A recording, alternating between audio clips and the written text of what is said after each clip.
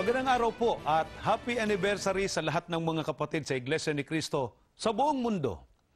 Ngayong araw po ay ginugunita ng mga kaanib sa Iglesia ni Cristo ang ika-77 anibersaryo ng paglitaw ng Iglesia dito po sa Pilipinas sa mga huling araw na ito. Ang pinakatampok po sa mga aktibidad na inulunsad ng iba't ibang lokal at distrito na may kinalaman sa paggunitang ito ay ang mga pagtitipon o pagsambang isinagawa bilang pagpapasalamat sa Panginoong Diyos at sa ating Panginoong Jesucristo sa mga biyaya at tagumpay na iginagawad po nila sa buong iglesia. Tampok po sa mga pagtitipong ito ay ang pagsambang pinangasiwaan ng tagapamahalang pangkalahatan, ang kapatid na Eduardo V. Manalo sa Sydney, sa Australia.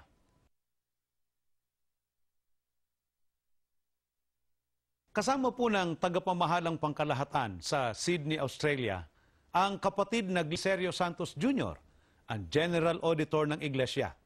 Kausapin po natin sila. Kapatid na Jun, happy anniversary po. At kumusta po ang reaksyon ng mga kapatid dyan sa Australia, lalo na at nakapiling nila sa paggunita ng anibersaryo ng Iglesia ang tagapamahalang pangkalahatan? Iisa ang obserbasyon ko. Sabik na sabik ang ating mga kapatid sa pagdalaw ng tagapamahalang pangkalahatan. Kitang-kita ko kapag dumadating ang ating tagapamahala, sabik na sabik silang makamayan ang kapatid Eduardo Manalo. At higit sa lahat, sabik na sabik silang makadalo sa mga pagsambang pinangangasiwa ng ating mahal na kapatid. Lahat ng aming pinuntahan na pinangasiwaan ni kapatid Eduardo Manalo, ibinubuhos ng Diyos ang kanyang kapangyarihan na siyang kailangan ng mga kapatid. Kaya sabik na sabik sila.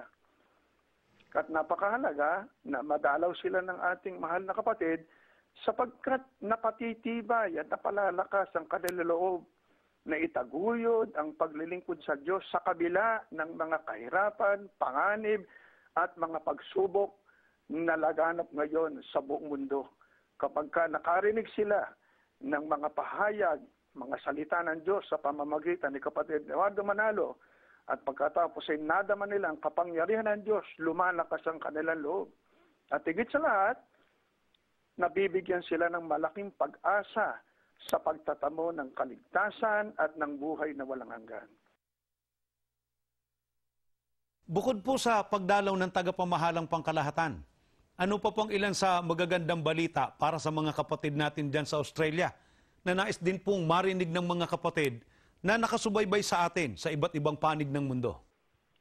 Sa Australia, Oceania, ay meron tayong 7 kapilya na under process. At ngayon ay inaasikaso ng ilipat sa pangalan ng Iglesia. Ang isa ay sa Binrith City area, Greenbank, Melbourne, Wyndham, Melbourne, sa Eastern Sydney, sa North Sydney, sa Liverpool, Sydney area, at sa Dandenong, Melbourne.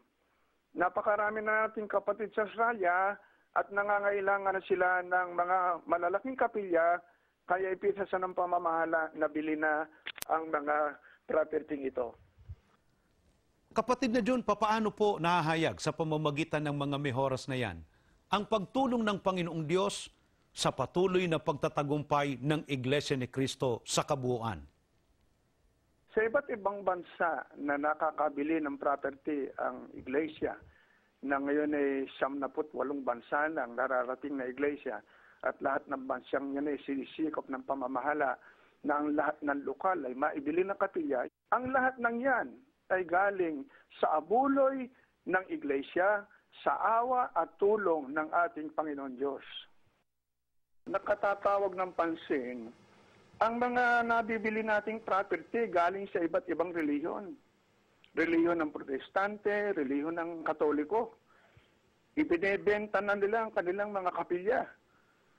At batay sa aming mga pagtatanong-tanong sa kanila kung ba't nila ibinebenta na, ayon din sa kanila, wala na raw sumisimba sa mga kapilya nila. Ito yung nabili na natin. Sa loob lamang nung nakarang taon hanggang ngayon, itong sa Hamamatsu, Japan, sa Northeast Asia District natin, ano? Sa Canterbury, Australia, nakabili tayo ng kapila ng Presbyterian Church. Doon sa malayong bansa ng Denmark, sa Copenhagen, ay nakabili tayo ng property ng Jehovah's Witnesses. Doon din sa isang malayong bansa sa Ireland, sa Belfast, nabili natin ang kapilya ng The Upper Room Church. Nakabili rin tayo ng isang property sa Ibiza, Spain. Sa Madrid, Spain. Sa Southern Europe. At doon sa malayong bansa sa Canada, nakabili tayo doon sa Regina. Ang may-ari nito dati ay ang Apostolic Evangelical Lutheran Church Incorporated. Nakabili din tayo sa Saskatoon, Canada. Ito ay pag-aari naman ng isang reliyon, ang tawag ay St. David United Church. Sa Edmonton, South Alberta, nakabili tayo ng property ng Bochenian Eastwood United Church. Sa Gated Birch, Maryland, nakabili rin tayo ng property ng Apostolic Assembly of the Faith of Church of Christ. Sa New Jersey, ay nabili natin ang kapilya ng Ukrainian Congress Committee of America. Doon sa New York, sa Bronx, ay nabili natin isang napakagandang kapilya ng Lutheran Church. Sa Miami, Florida, dito sa Miami, Florida, 13 kapilya ng Katoliko pinagbibili. Binili natin yung isa na napakalaking compound ay pag-aari ng St. Vincent de Paul Church. Sa Arlington, Florida, nabili natin ito sa Cornerstone Assembly of God. Sa Cocoa Beach, Florida, nabili natin ang kapilya ng Good Shepherd Baptist Church. Orange Park, Florida, ang pag-aari ito na nabili natin ng Bible Baptist Church of Mandarin. Sa Minneapolis, Minnesota, nabili natin ang kapilya ng Calvary Baptist Church. Chesterton, Indiana, ito'y pag-aari dati ng First Christian Church. Sa St. Louis, Missouri, nabili natin ang kapilya ng Marvin Park Methodist Church. Sa Great Lakes, Illinois, nabili natin ang kapilya ng A.M. Eckhart Jewish Synagogue.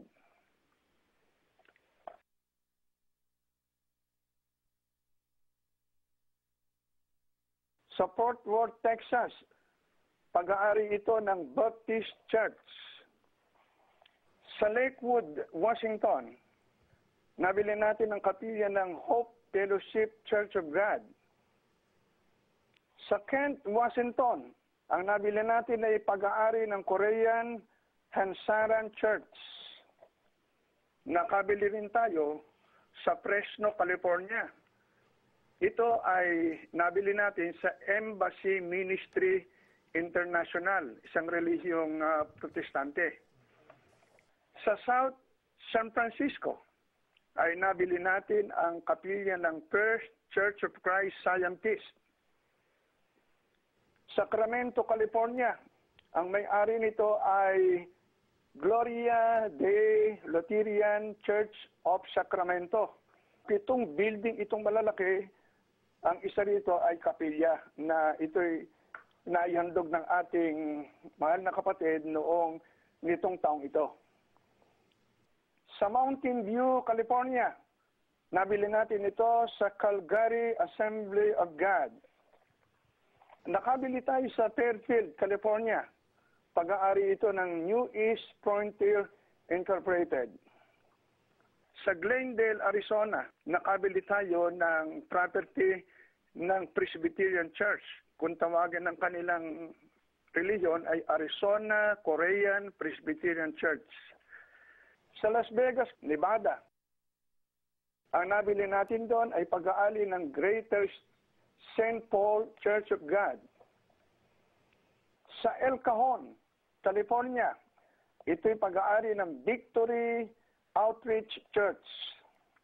Doon sa Summerlin, Nevada, nakabili tayo ng kapilang Lutheran Church American. Sa Bakersfield, California, ang kapilyang nabili natin ay pag-aari ng Second Church of Christ Scientist. Sa Wahaiwa, Hawaii, nabili natin ang kapilya ng Korean Church.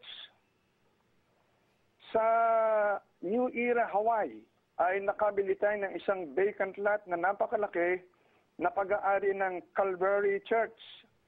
Dito itatayo ang bagong kapilya ng New Era, Hawaii, na kung saan ay naroon ang ating museum noong magpunta si kapatid na Iranyo Manalo noong 1968. Kapatid na Jun, may nabalitaan pa po kami na isa na namang bagong distrito eklesyastiko ng Iglesia ang ipinasya ng pamamahala na madagdag. Ano po ang distritong ito at ano-ano po ang mga bumubuo dyan? Ipinasya ng ating tagapamahalang pangkalahatan na gawin ng isang distrito itong mga bansa sa Southeast Asia. Kasi patuloy nang dumadami yung mga kapatid natin dito eh. Ang distritong ito ay binubuo ng 10 bansa. Ang Malaysia, Brunei, Singapore, Timor, Indonesia, Vietnam, Cambodia, Thailand, Laos at Myanmar. Ito ang bubuo ng Southeast Asia District. Maraming salamat po kapatid na Jun sa pagkakataong ito na makapanayam namin kayo. At alam po namin, tutuloy pa kayo sa iba pang mga lokal dyan sa Australia. Bahagi pa rin po ng pastoral visitation na ginagawa ng ating tagapamahalang pangkalahatan. Last words na lang po para po sa mga kapatid nating nakikinig at sumusubaybay ngayon. Nananawagan ako sa lahat ng ating mga kapatid sa iba't ibang dako ng mundo. Mga kapatid, ipanalangin natin ang kapatid na Eduardo Manalo na patuloy siyang bigyan ng Ama ng lakas at buhay, padaluyin ang saganang karunungan at kapangyarihan. Ipanalangin natin lagi sa Diyos, ingatan sila sa kanilang mga paglalakbay, alang-alang sa kapakanan ng ating kaluluwa at alang-alang sa kapakanan ng napakalawak na gawain ng banal na iglesia. Maraming salamat po, kapatid na Jun. Salamat din. Mga kaibigan, yan po ang kapatid na Glicerio B. Santos Jr. Ang mga ito po ay ilan lamang sa tagumpay na ipinagkaloob ng Diyos sa iglesia sa pangunguna po ng tagapamahalang pangkalahatan, ang kapatid na Eduardo V. Manalo. Wala po tayong inaangking anuman sa Panginoong Diyos at sa Panginoong Hesukristo ang lahat po ng kapurihan at kalwalhatian. Happy 97th anniversary po sa lahat ng mga kapatid sa buong mundo.